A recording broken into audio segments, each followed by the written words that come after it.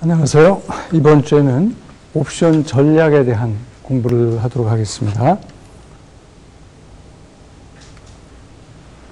먼저 이런 그래프를 여러 맥락에서 여러분들이 보셨을 텐데, 하여튼 기초자산 가격입니다. 기초자산 가격이 점점 커질 때,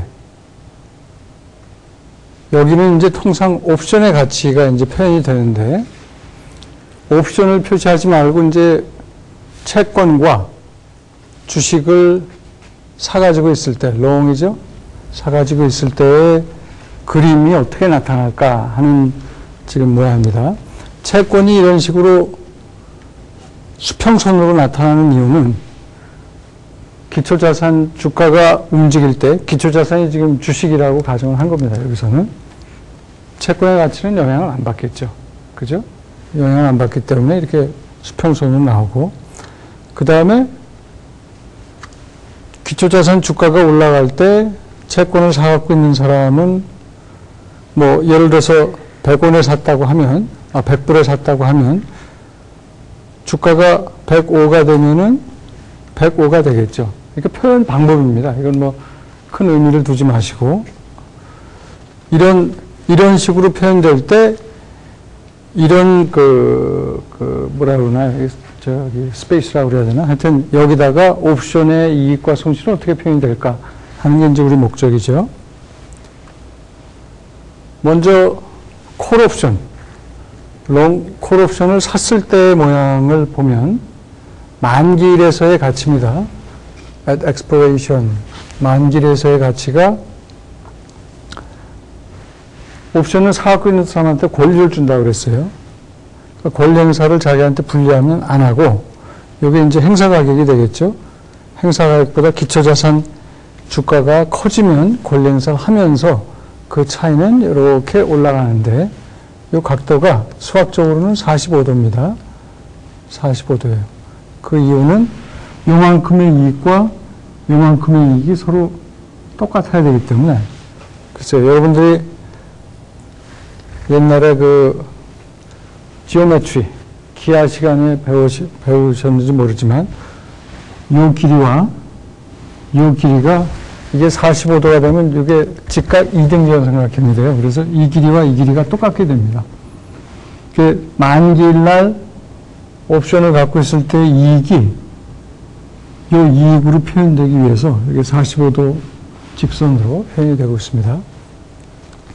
이 경우는 이제 옵션 살 때 프리미엄을 고려한 거죠. 이건 만기일에서만의 가치고, 옵션 샀을 때 이 경우는 지금 5불 주고 산 거죠.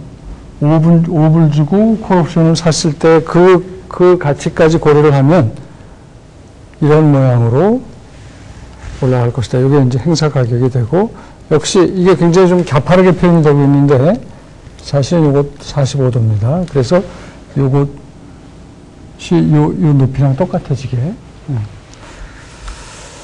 그 다음에 이제 이거는 롱콜이고, 콜옵션을 샀을 때, 콜옵션을 팔았을 때는 반대 모양이 되겠죠.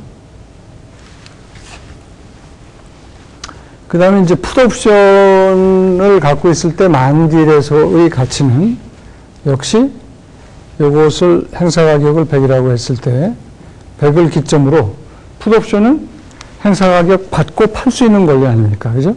그러니까 기초자산 가격이 행사 가격 밑으로 떨어질 때, 기초자산 가격이 행사 가격 밑으로 떨어질 때 이익이 나겠죠. 떨어지면 떨어질수록 이익이 커지는 거죠.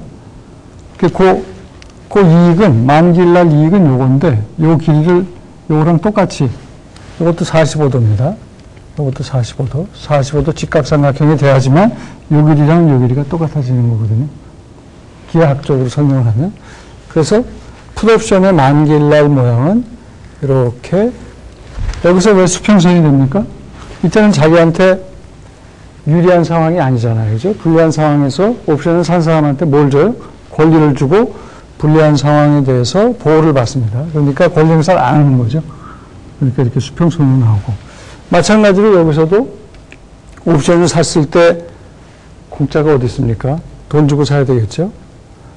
옵션 샀을 때 풋옵션의 가격, 이걸 put option price, put option 뭐 value, put option premium 이렇게 여러 형태로 표현을 한다면 그 가격까지 고려하면 모양이 이런 식으로 되겠다. 이건 행사 가격이고 또 마찬가지로 여기서 이게 45도가 됩니다. 그래서 풋옵션을 샀을 때 모양은 이렇게 되고 기본적으로 이런 모양인데 뭐예요?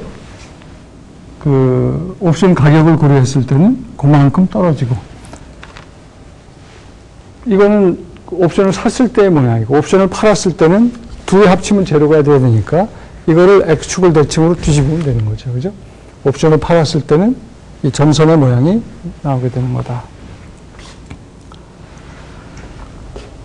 자, 콜옵션과 비교해서 여러분들이 편안할 때까지 좀 연습을 하시기 바랍니다.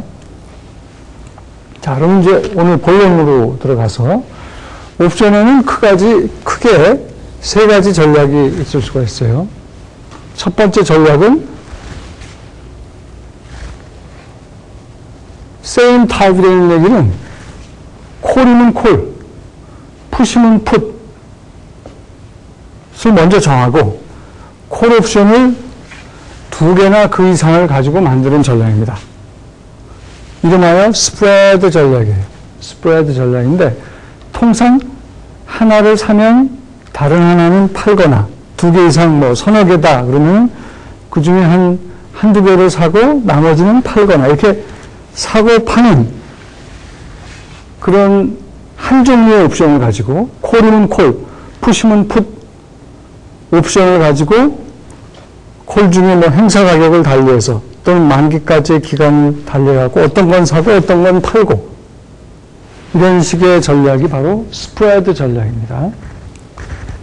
두 번째 전략은 콜과 풋을 최소한 하나씩은 섞어서 가지고 만드는 전략이에요. 그거를 이름하여 콤비네이션 전략이라고 하죠. 여기서는 지금 mixture of call and put으로 설명을 하고 있습니다. 그 얘기는 콜과 풋이 최소한 하나씩 들어가는 거죠. 그렇게 해서 만들어지는 전략이 콤비네이션 전략이고 세 번째 전략은 옵션과 기초자산을 섞어서 뭐 콜일 수도 있고 풋일 수도 있고 이것과 기초자산을 동시에 가지고 만드는 전략입니다.